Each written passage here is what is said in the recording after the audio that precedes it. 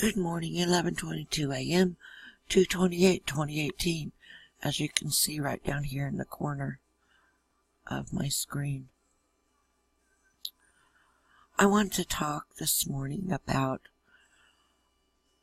why my stepdaughter did not have any trust issues or distrust issues, whichever way you want to look at it, because I was actually struggling with the phraseology. How will I title this morning? You have to be kind of careful. So, no trust issues, no mistrust issues. The trust issues on her mother's side of it in Iowa should have begun before she had us come up and pick the kids up. That's where any sort of trust issues, if they were going to form, would have formed. Okay? And she would have at least come down herself. Check the place out, as I had mentioned in another video. She never once was in our house. How do you form any sort of trust or mistrust for someone not even coming to your state, not even coming to your town, not even coming to your house, not even coming inside? How do you form either one of those, trust or mistrust? Like if I walked into a house and of course, first thing I see is that area around the door I just came through, right? Because I used to sell newspapers as a kid, okay? And there's some people I would most definitely not want to even step inside their screen front porch with. I'd stay out on the step even if it was raining and they'd have to go into their house to get their 20 or 25 cents. I sold grit newspapers back when my profit off of it was like 7 cents each, okay? Imagine that. All right, so you get my picture about the trust issues, though, right?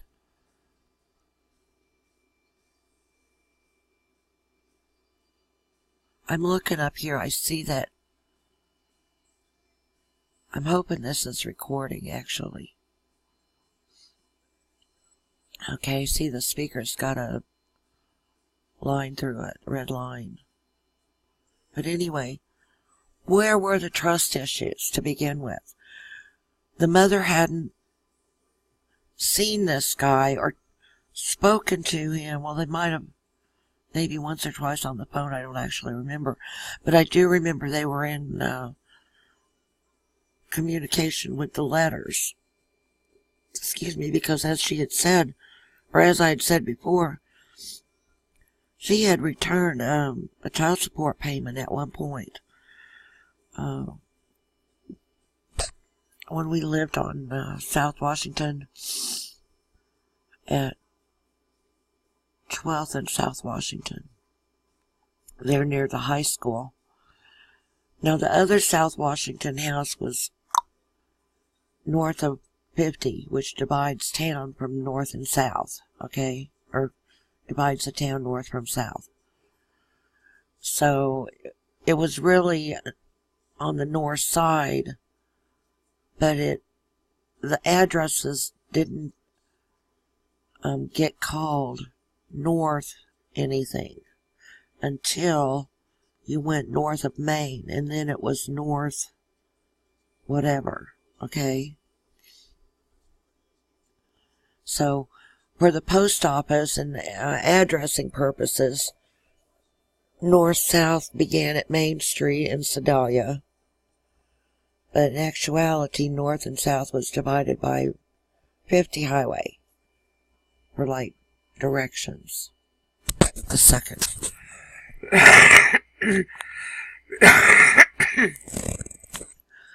Pardon me, it's all gray this morning. I think it might rain. and it's affecting me a tiny bit. But why no trust issues? Why not the big break on that right there? I'm your mother and you're not going anywhere near this person that I haven't really had anything to do with for 13 years because I told you that he was dead all that time. And his wife's home. I can hook that up somehow. Because I am your mother. And I have distrust issues with that. But no, come and get him. I'm kind of, whatever it was. I'm too busy, or I can't do this anymore, or it's time they know you. I don't know, I hate to say it, but guess what? It's difficult to get in and live in the head of the insane. Okay, without becoming one of them actually. Alright? Now, I have teetered on this line for years. Most of you will be able to swear to that for me.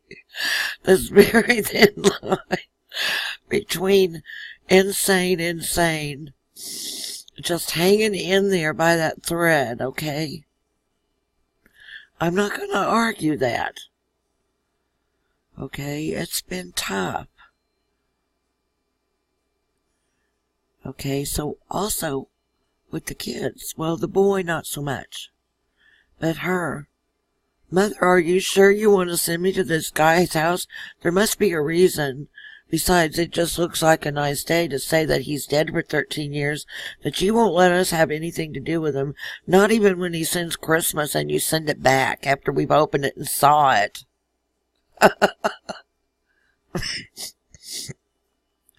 Other than, gee, I woke up this morning, it looks like a good day to not let your dad have anything to do with you. Okay? Seriously? We can open the present. We were told this story. Okay? The oldest one remembered that. That struck a chord in my heart, okay? She opened it right in front of us, but we couldn't have anything. We had to send it back. He even named a couple of items that he remembered were in there. So it's not like John Myers didn't try, okay? For whatever reason, she decided, I'm going to tell my kids that he doesn't even exist, and then I don't have to think about him, I don't have to talk about him, I don't have to anything. But go be a hippie in the woods. Okay? Which at this point reminds me of me, but I'm not them. Okay, I'm me. Somehow. No trust issues. And that evil streak of letting the kids actually see stuff that was in the box. And then not letting them have it. And sending it back. Oh, he's dead. But okay. Time lapse. Fast forward 13 years. Hey, John. I got your number from your folks. We need to talk about the kids. Can I send them there? Or whatever. Based on after the fact, hearing it from him, the short form of what was said on the phone, to get us to the gist of it. Oh, okay, yeah, sure. Well, let me talk it over with Veronica first, I think is what he said. And yeah, when he'd get on the phone, because he was on the phone so little, I'd usually be right there, Like, wow, this is cool. You got a phone call? Same with me, though. Because we had each other. We were each other's little pile-ons, I pile on you, you pile on me, we'll work it out.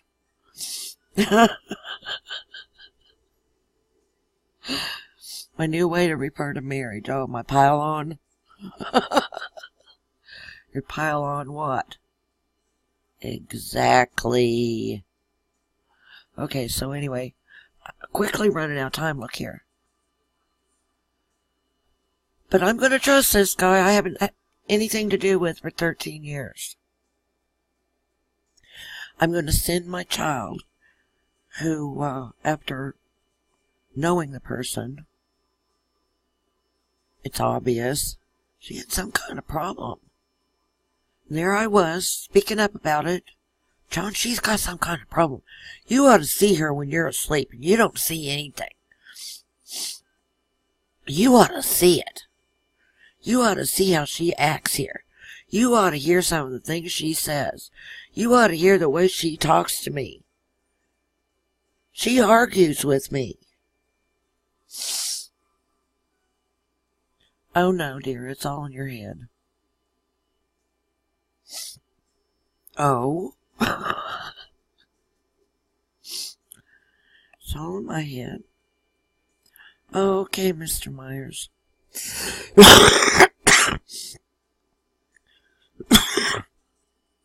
Sorry again.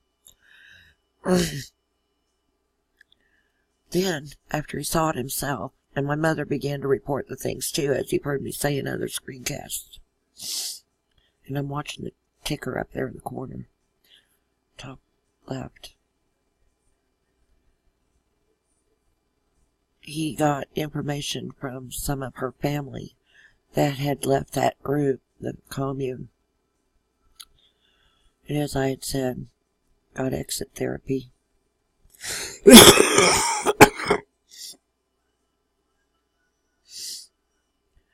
So at least he knew what it was called.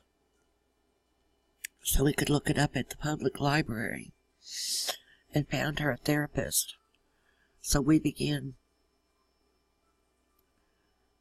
setting our appointments. Well, his and I always were together on the same day. They knew why, because we were so far out of town.